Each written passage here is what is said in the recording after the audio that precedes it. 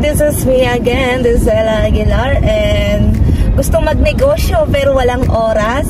Ay, eto yung sagot dyan. I've been there. From someone na OFW, 12 to 14 hours.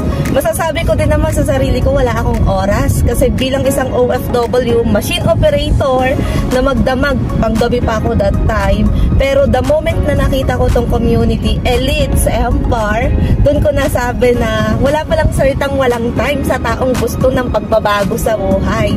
Sa taong gusto ng makatawid sa pagiging OFW. And from that, sinubukan ko. Kasi sabi ko, wala naman mawawala kung susubukan ko. Kasi kung mananatili ako na walang time, baka hindi matapos, diba? Tatanda ako sa abroad na puro na lang ako walang oras. Kaya yan, sinubukan ko tong business, sinubukan kong gawin kahit wala akong idea, wala akong time, wala din any na experience online. Pero from that subok, from that, sabi ko, ibigay ko yung oras. What is 30 minutes or 1 hour na masasabi ko kung ito'y makakapagpabago ng buhay ko. Yan. And in short, ginawa ko tong business na to from that subok.